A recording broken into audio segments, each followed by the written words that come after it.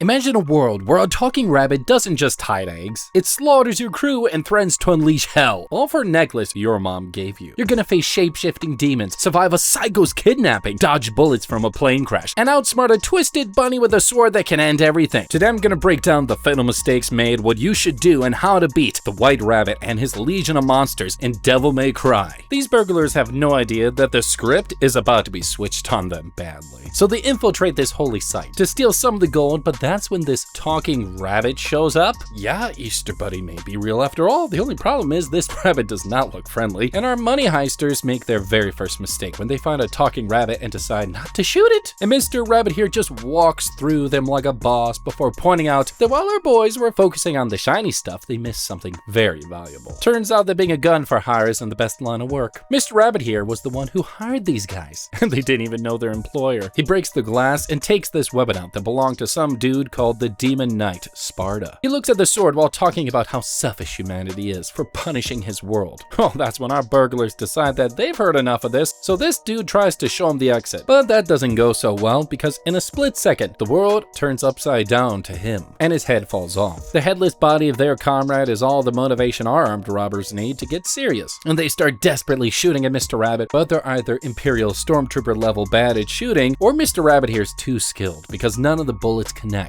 and instead their heads start rolling off one by one. There's blood everywhere. When Mr. Rabbit is done disposing of his former people, he informs the church guards that they are now standing at the cusp of an age of demons, because get this, he's about to bring the demons pouring back into Earth, and of course, he kills all the guards too, and stands in their blood smiling like a twisted psycho. Okay, pause the freaking show here, guys. What did I just witness? These dudes were pretty slow for a group of killers, which is honestly common in anime. It ended up costing their lives. So what do we do differently? Well, as you probably figured out, there's really good reason to not leave the rabbit alive. I mean, think about it. They came into the building to rob the place, meaning that everyone and everything was not part of their team is now fair game to them. No one goes to rob a building and plans to share. So as soon as they spot the White Rabbit, you just gotta shoot first, ask questions later. Just imagine he's holding a weapon or something. He would have dismembered our guys before they could tell what's going on. And well, technically he still did, you get the point. I would have tried to shoot him up as soon as I saw him, because what the frick, it's a giant rabbit and is starting to talk. Just shoot it. Even giving him the chance to walk in, it shouldn't have led to our deaths. At least not the death of everyone. There were 4 guys in the team. Assuming these guys have at least gone to a firing range at least once or twice, all Mr. Rabbit did was stand in the same spot and spin his sword like he was waving a magic wand. No lucky shot? None? Dang. Anyway, the easiest way to avoid this is no kidding, they should have never taken this job. The criminal underworld is full of crappy jobs and anonymous links, but there should be a limit, right? Breaking into a holy place? I mean, yeah, false scope within the limit, but if I were in their shoes, I would have told the job placer that if I don't see him face to face first, there's no deal. A rule like this will then help us know what we're really getting into. And also, we might be able to back out of it if we realize, oh shoot, this is a talking rabbit that wants us to go to some holy place and rob it. Maybe I shouldn't take this job and go do something else. Meanwhile, in the bustling streets of the city, a woman walks with her baby in a walker. But when she accidentally bumps into another person, all the items spill out from her bag and she bends down to pick them up. And that's when it happens. As people walk by, her baby's gone. But before you freak out, just as it disappears, the baby's back, returned to the cradle as if it never left. But now it appears blue and like transparent for a minute. This mom has no idea that her baby is transformed into something so much more. Our possessed baby now intensely drops a toy, which rolls down a dark alley. Ah yes, how convenient. But as she heads down the alley to pick it up, these dark ghost-like creatures pop up out of nowhere and grab her by the throat. And now it looks like she's gonna die, and her baby. But that's when this white-haired dude shows up and helps even the odds. He uses his gun, and they actually die, which is amazing. But once he's done disposing of the doofuses,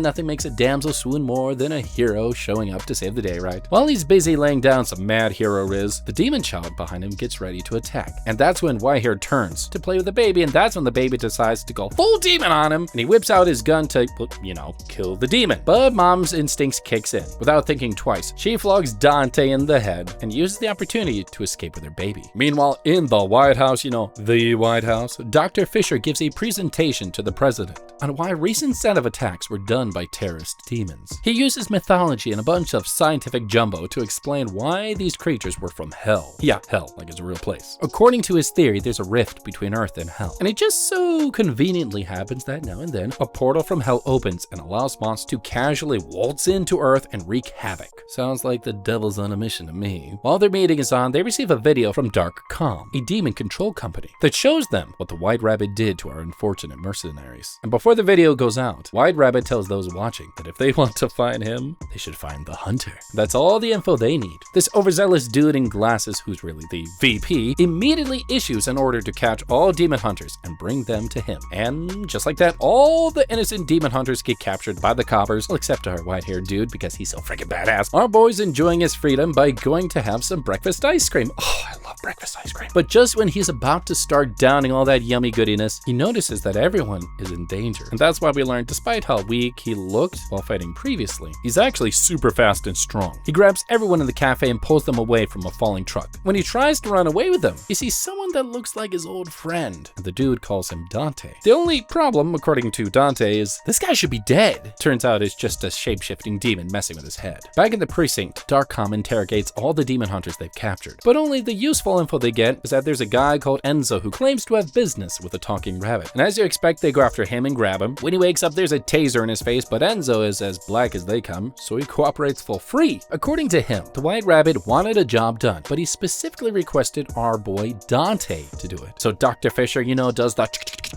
types up Dante's past, and they don't find anything especially incriminating on him, just that he's quite capable as a hunter. But what they don't know is that at the same time, Dante is fighting for his life against a shape-shifting demon. The demon tells Dante to hand over his necklace, and very soon we're gonna find out why. But when Dante beats the ever-loving SHI of T out of the demon, he asks, why is he so interested? All the demon says is that Dante has no idea who he is. But back to Enzo blabbing on about the White Rabbit and their history together. And then he asks a question that makes the room go quiet, because it turns out Darkcom sent some of their agents after the White Rabbit. But just like Enzo suspected, they all got killed too. Well, all but one. And what they don't know is that the White Rabbit has a special mission for our little survivor. Seeing that questions are getting them nowhere, they ask Enzo about the Sword of Sparta, which the White Rabbit took. So he gives them all the details about Sparta himself, the demon who joined humanity to fight against his kind. But he also tells them that Sparta divided the Earth realm from hell by using the power of his sword and an amulet, which he split into two. Dr. Fisher listens to Enzo's tale and helps him figure it all out. If the White Rabbit gets his hand on the sword and the two halves of the amulet, he's going to bring an end to the world. Mr. Vice President here has other ideas. He says his soldiers in Darkcom were created to fight against this devil of darkness and stop Hell's Inferno from invading our world. Anyway, our sole survivor guy wakes up and delivers the very scary news to the Vice President. The White Rabbit is planning another attack on the person he thinks has the amulet, and he believes that it's Dante. The next day, all the demon hunters that Darkcom brought are gathered in one place, and to their surprise, they're given the same mission: find Dante and bring him in. Sounds easy, right? But as soon as they hear the mission, this big looking guy in the back hands off the mission. He's like, nah, pass on this. It's not worth his life, because as it turns out, he's seen Dante in action. But our guy is pretty greedy, because as soon as he hears the bounty, he goes, all right, sure. When the briefing's over, all the hunters get ready to leave. But the Darkcom soldiers tell this dude to wait. Turns out Darkcom soldiers are devil hunters, meaning they specialize in identifying and eliminating demons, like the White Rabbit. This lady hunter gives the dude the good news. They found a way to kill demons by using special bullets that react to demon blood. But why are they telling this guy?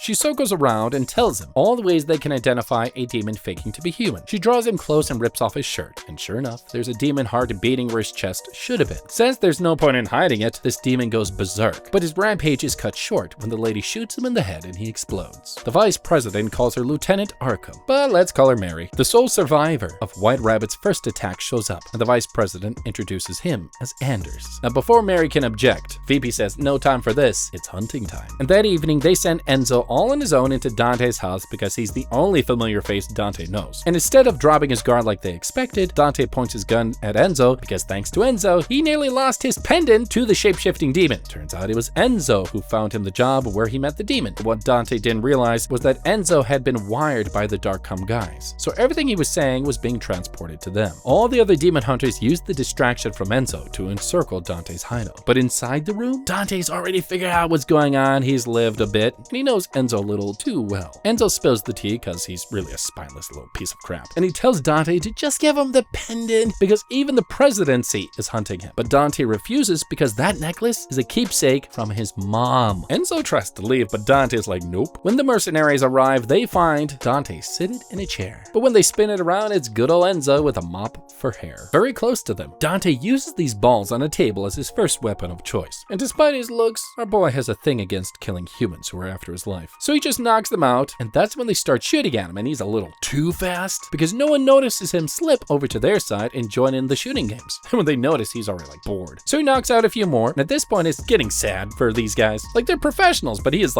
just absolutely owning them. So he knocks out the remaining set of mercenaries because he knows the night is just getting started. And that's when he decides to set the mood for the rest of the hunt. So he grabs a sweet jazz disc, turns on the music to make him feel better about slashing up humans. Now, when these different set of mercenaries come strolling in from all directions, Dante makes it a point to show just how useless they are. He knocks them out one after the other without even having to need his own gun. Oh, he's so cool. He finally starts using his sword, but then he gets caught slipping, and this dude finally puts a bullet through his belly, and everyone's like, I got him! But then they're like, oh shoot. As soon as the bullet goes through him, his body starts healing. He knocks this guy out and takes care of the rest of them. But what our boy Dante doesn't know, these mercenaries are being used as basically guinea pigs, because outside, the real soldiers of Darkholm, led by Mary, are watching him. And they're already bored with how useless these guys are. But when they see Dante can self-heal, they start to take this a little more seriously. Well, that's all of them aside from Mary. She's been taking the job seriously from the get-go, and now she has a theory that she wants to test out. Inside, Dante gets his reunion with the hunter who originally didn't want to show up, this dude named Arnie. They do a bit of catching up, but then Arnie lets his greed get the better of him and tries to attack Dante, and it ends with his teeth all broken.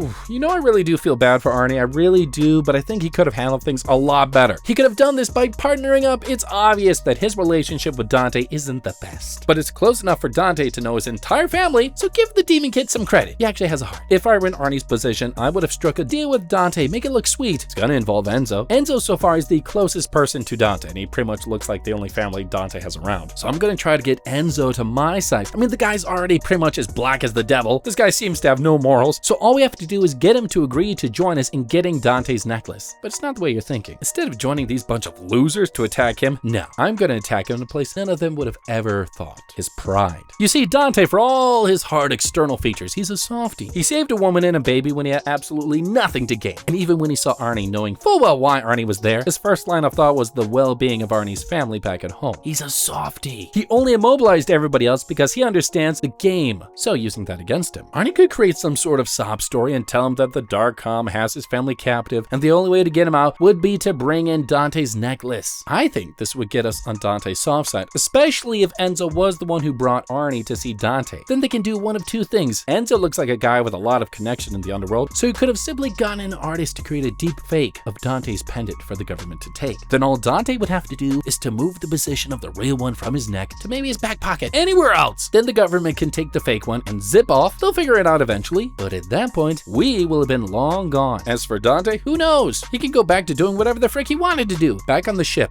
Anders stares at a picture of his children. I get the feeling he's not just missing them for no reason. Looks like our boy has other plans of his own, but we're gonna have to see what those are. Anyways, Mary decides she's seen enough. So she goes in for herself, and in less than a minute she enters and she draws Dante's blood, grabs his necklace by shooting a hook for the wall. I mean, it was pretty obvious that the better way to get the item was to aim for the item, not for the man holding it. After grabbing it, she pulls out a modern-day ninja smokescreen and uses it to escape. But it doesn't take Dante long to catch her, especially given how freaking fast he is. And he catches her, but he hesitates to kill her till she's ready, and that was his first mistake. Just shoot her! One of her bullets lands on him and explodes in his shoulder. And it shocks our guy to his core, because Dante thought he was immune to bullets. And that's when Mary breaks the good news. You're a demon, dude. Well, at least that's what she thinks. When she tears off his shirt, but all she sees is eye candy, abs, and a chiseled chest. And for the first time, she's shocked. But then she tells him something even better. He's a hybrid, part demon and part human. Dante's not buying it, but when she tries to attack him again, he hits her hard enough to make her fall to her death. However, just like Batman, who's just got too strong of good morals, decides that he can't let her die in his watch, so he runs down faster than Quicksilver and grabs her before pinning her to the wall. And she riles him up with her words and swaps out his real necklace for a bomb, which of course Dante grabs because he's not the smartest guy. The bomb explodes and she uses the opportunity to run, but when Dante chases after her some more, he runs into a dead end, thinking he's cornered her. And when she appears behind him and fills his body with anti-demon bullets, he falls on the floor like a man having a seizure. And she injects him with a bomb before revealing that he's actually chased her into her truck, where the rest of her teammates are waiting, and she closes the door behind him and lets him reflect on how much he just got owned.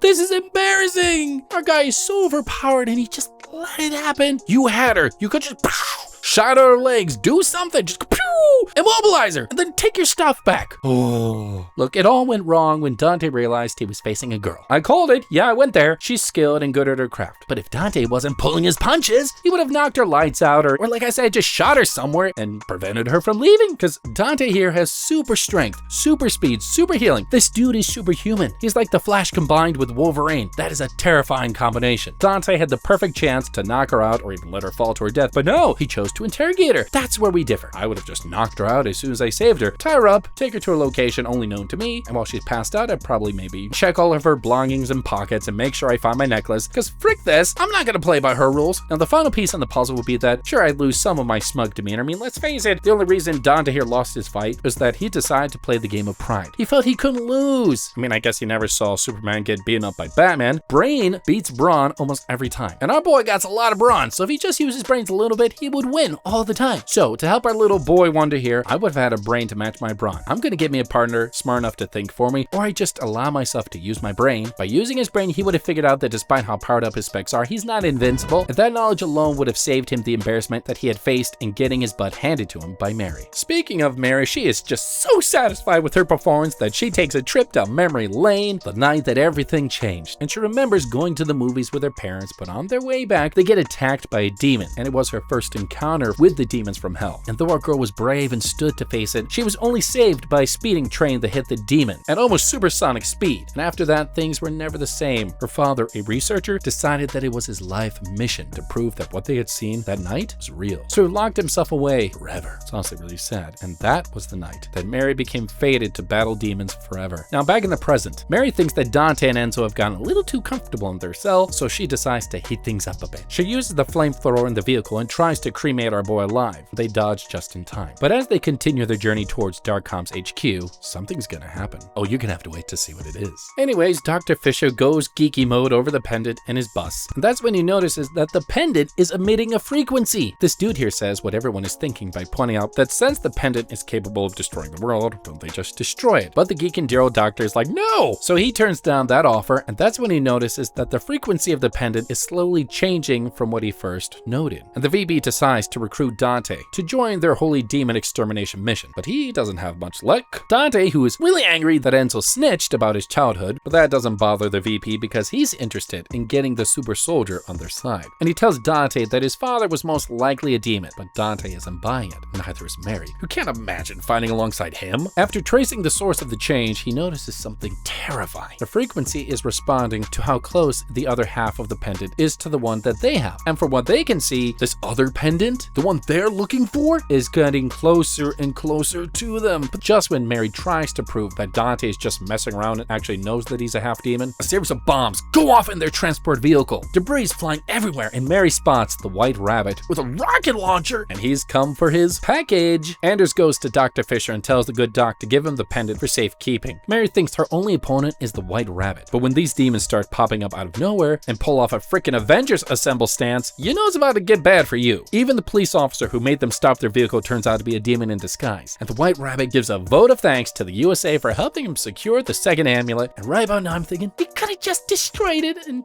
maybe save the world. But no, it gets worse. These security officers direct the VP to get to safety on his private plane. Unfortunately though, his head of security is a demon in disguise. Mary continues her dance of death with multiple demons all by herself, and she's getting nowhere. But she's too proud to uncuff Dante. And inside the truck, things are not better. Dr. Fisher gives the amulet to Anders, but Anders hands it over to the White Rabbit as soon as he shows up. Turns out Easter Bunny over here has Anders' children as his hostages. White Rabbit quickly merges the two pieces of the amulet and causes this giant purple beam of light to shoot through everywhere. And Dr. Fisher starts asking the right questions, like why the White Rabbit isn't opening a dimensional rift already since he has everything he needs. And that's when Dr. Fisher puts it all together, and he figures out that without the original demon, Sparta's bloodline, the gateway cannot be opened. But its discovery he has to carry to his grave. Because while the White Rabbit is impressed with his win, he won't let anyone know about it or disrupt his plans. So to make it look believable, after stabbing the good doc, the White Rabbit also stabs his inside man, Anders. But Dr. Fisher has the last move to make. He tries to clip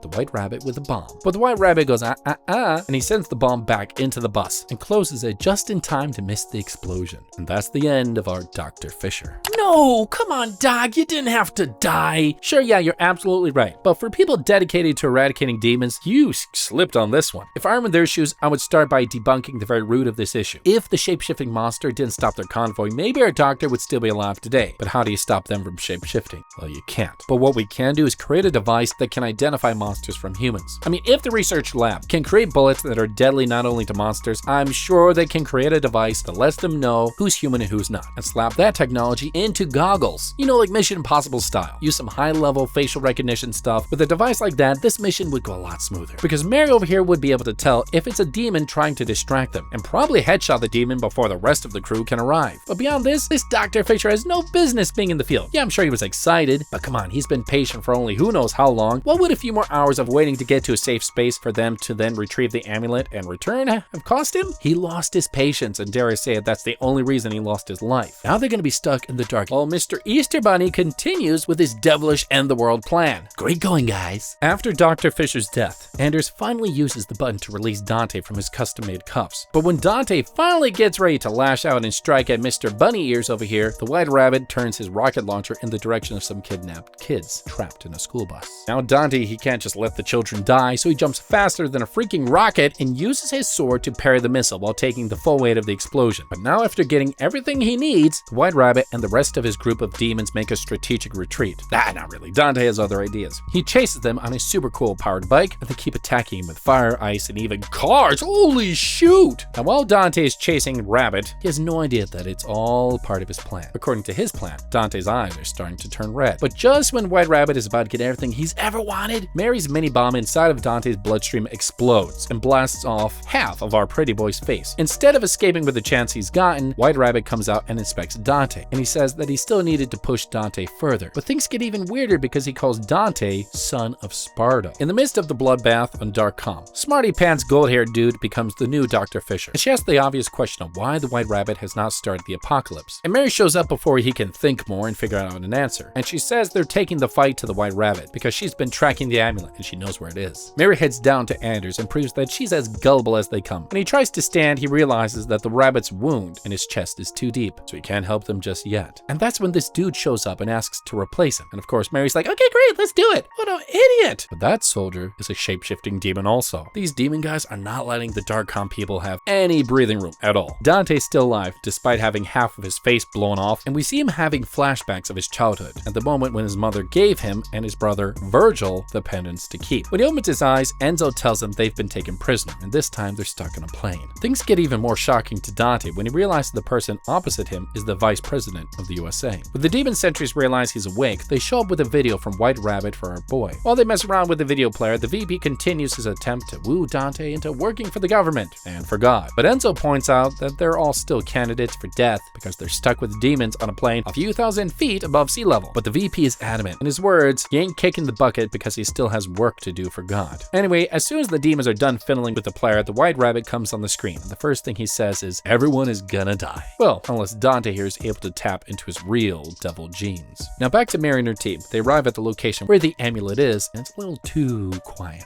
And Mary refuses to wait for backup and decides that her team are gonna head on in, because the rabbit can fix the amulet into the sword at any second. Mary is still mouthing off her orders when all the doors slam shut. White Rabbit tells all the people living in the building to not have any friendly talks with Dark Calm. But Mary doesn't really care, so the mission progresses as usual except for the part where there are multiple demons trailing them. This lady is the first to fall. And just when they think things can't get any worse, the rest of the demons show up and an annihilation party starts up. Mary watches her comrades get slaughtered one by one. Turns out the demons have a sense of humor, and it's not funny. They let Mary watch all of it. All of her teammates die first, before turning to her. And somehow she manages to run into the elevator before the final demon catches her, so she gets a few more minutes to scurry around like a rat before meeting her inevitable end. Seriously, like, we all saw this coming, right? Look, the first mistake was getting too emotional about this job. I mean, we all know that Mary loves her job, and she's on her holy crusade against demons. I get it, I understand it. And Mary seems pretty strong, but she's not Dante. She did not think things through. A good commander knows better than to carry wounded and disoriented soldiers into battle. If she just took a moment to think, she would have realized that the rabbit was too twisted to hesitate. I mean, he joined the two pieces of them together as soon as it entered his hands, which means the only reason he has not completed his evil plan is because he doesn't have all the things that he needs. She should have taken this more seriously, been way more cautious. Mary's second mistake was underestimating how smart these demons are. She views demons with the same eyes as she saw Dante. Unintelligent, not scheming, not capable of planning. But if she just used her brain for 2 seconds, seconds, she would know that White Rabbit, he's smart, a true chess player, and a master at it too, it looks like. Here's what I would have do. 1, wait for backup, then my team fully prepared at the height of their ability will be better prepared to handle a surprise attack. There's no reason to take her team into a battle in this state. And even if you say she couldn't have spent the time idly, there was so much she could have been doing. They work for the Vice President of the USA, and that means that Darkcom has access to all the funding in the world. She could have gotten access to toys and people that she could only dream of. And in this circumstance, she probably would have gotten everything she wanted. So here's what I would do. I would get a DJI Mavic mini drone fly camera. This bad boy would be responsible for my recon and surveillance. I mean, Falcon does it all the time with his suit. So send that mini drone out to recon and get a proper understanding of the terrain. Know the terrain and your enemy. But now her teammates are all dead, and now her clock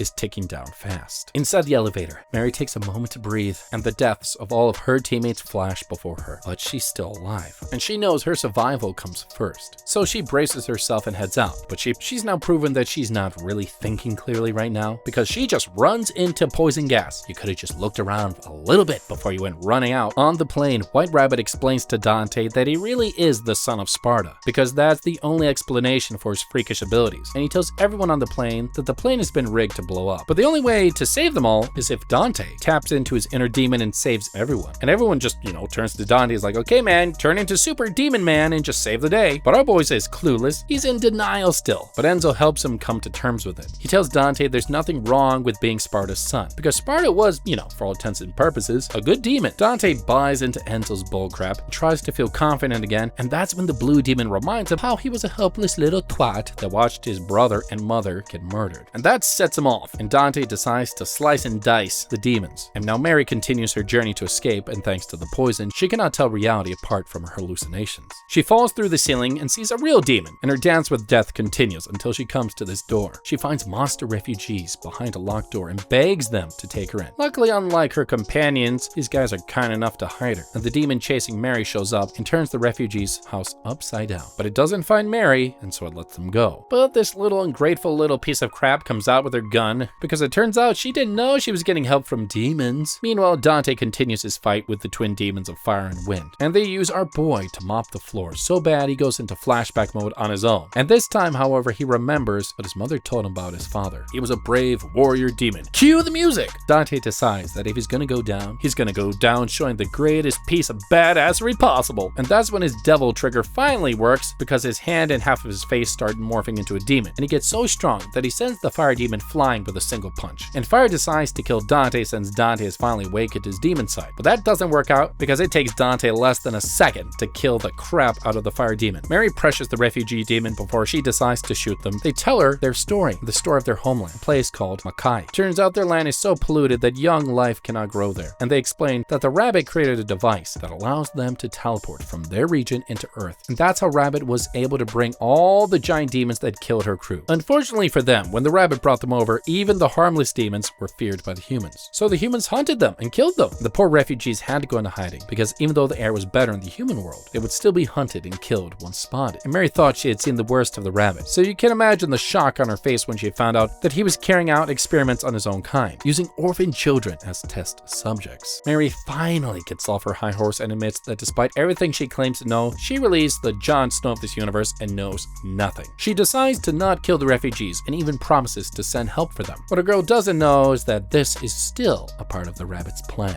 Back on the plane, the blue monster mourns the death of his brother. But as you expect, he's not a monster for nothing, and he decides the perfect farewell gift to his late brother will be to blow up the plane. Dante tries to stop him, but before Dante can get to him, he pushes the button and the plane explodes. Will Mary be able to escape? Will the White Rabbit get what it wants? Dante, will he be able to save everyone? Well, I'm gonna let you know once we come out with How to Beat the White Rabbit and His Army of Monsters, Part 2.